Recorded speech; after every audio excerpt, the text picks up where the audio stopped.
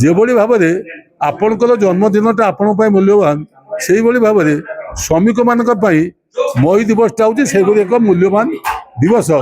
ତେଣୁ ବିଶ୍ୱର ଶ୍ରମିକ ଏକ ହୁଅ এই যে চিন্তাধারা এই কেবল মই দিবস দিন সেটাকে টিকে জাগ্রত করা যায়।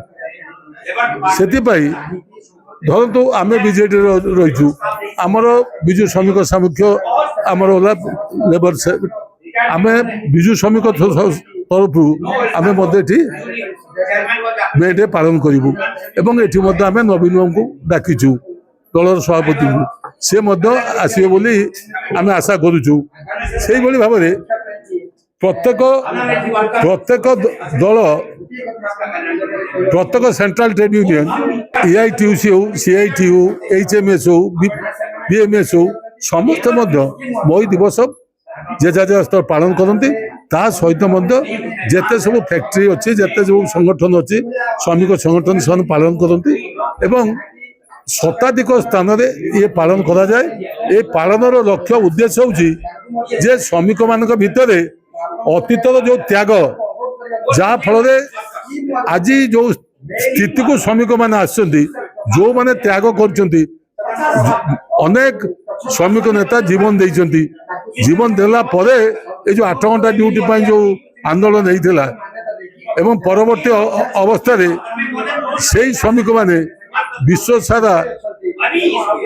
ସାରା ତାଙ୍କର ବାର୍ତ୍ତା ଦେଇ ମଇ ଦିବସକୁ ଏକ ବିଶ୍ୱ ଦିବସ ହିସାବରେ, ଶ୍ରମିକ ଦିବସ ହିସାବରେ ପାଳନ କରୁଛନ୍ତି ଏବଂ ଏହି ଦିନ ସଂକଳ୍ପ ନିଅନ୍ତି, ଶପଥ ନିଅନ୍ତି ଏବଂ ଶପଥ ନିଅନ୍ତି ଏକତା ବଜାଇ ରଖ, ଦୁନିଆର ଯେତେ ଅଛି ଶ୍ରମିକ ତମେ ଏକାଠି ହୁଅ, workers of the world unite ହଉଛି ପ୍ରତ୍ୟେକ ମେ ଡେ ର ଆହ୍ୱାନ। Workers of the world unite, ଶୋଷଣ ବିରୁଦ୍ଧରେ ଲଢ଼େଇ କରିବା ପାଇଁ ଏକ ହୁଅ। କିନ୍ତୁ ଏଥରକ ଆପଣଙ୍କର ଏଇ ଯୋଉ କାର୍ଯ୍ୟକ୍ରମରେ ମୁଖ୍ୟମନ୍ତ୍ରୀ ରହିବେ, ଆସିବେ ନାହିଁ? ନା ଆମ ଏଠି ତ ମୁଖ୍ୟମନ୍ତ୍ରୀକି ଆମେ ଡାକି ନାହୁଁ, ତେଣୁ ଆମ ପାଖକୁ ନା ଆମେ କୌଣସି ସମୟରେ ଆମେ ଡାକିଦଉ, ବୁଝିପାରିଲେ କି ନାହିଁ? ନା ଆମର ପ୍ରତ୍ୟେକ ଧରନ୍ତୁ ଏଆଇଟିୟୁସି, ସେ କାହିଁ ଡାକିବେ? ସିଆଇଟିୟୁ ତାଙ୍କର ଅଛି, ସିଆଇଟିୟୁ ସେକ୍ରେଟାରୀ ଆସିବେ, ଏଆଇଟିୟୁ ତାଙ୍କ ସେକ୍ରେଟାରୀ ଆସିବେ, ଯେଉଁମାନେ ଶ୍ରମିକ ନେତା ଅଛନ୍ତି ତାଙ୍କୁ ଡାକିବେ।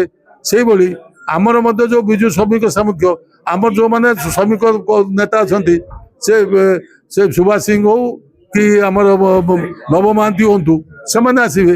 ତା ସହିତ ମଧ୍ୟ ଆମ ଦଳର ଯିଏ ସଭାପତି ଅଛନ୍ତି ତାଙ୍କୁ ଆମେ ଡାକିଛୁ। ଆମେ ନିମନ୍ତ୍ରଣ କରିଛୁ ଯେ ଆପଣ ଆସନ୍ତୁ। ଆମେ ଆମର ତ ଶୁଣନ୍ତୁ, ଆମର ତ ହେଲେ ନବୀନ ବାବୁ ହେଲେ ଆମ ଦଳର କଥା, ଆମେ ତାଙ୍କୁ କେମିତି ଡାକିବୁ? ଆମେ ଯଦି ଏଟା ଗୋଟେ ସରକାରୀ ସ୍ତରରେ ହଉଥାନ୍ତା କି ଗୋଟେ ମିଳିତ ସ୍ତରରେ ହଉଥାନ୍ତା ସେ ଅଲଗା କଥା, କିନ୍ତୁ ଯେହେତୁ ଏଟା ବିଜୁ ଜନତା ଦଳ ଶ୍ରମିକ ସାମୁଖ୍ୟ, ତେଣୁ ଆମେ ବିଜୁ ଜନତା ଦଳ ଯେଉଁମାନେ କର୍ମକର୍ତ୍ତା ଅଛନ୍ତି ତାଙ୍କୁ ଡାକିବୁ ଏବଂ ତା ସହିତ ମଧ୍ୟ ଯେଉଁମାନେ ଟ୍ରେଡ୍ ୟୁନିୟନ ସହିତ ସମ୍ପୃକ୍ତ ଆମେ ତାଙ୍କୁ ଡାକିପାରୁ। ଧରନ୍ତୁ ସେ ଏଆଇଟିସି ହଉ, ସିଆଇଟି ହଉ, HMS ହଉ, INTC ହଉ, ଆମେ ସେମାନଙ୍କ ସହିତ ଆମର ରହିବ। କିନ୍ତୁ ଆମେ ଏଠି ମୁଖ୍ୟମନ୍ତ୍ରୀ ଡାକିବାର କିଛି ଆବଶ୍ୟକତା ନାହିଁ।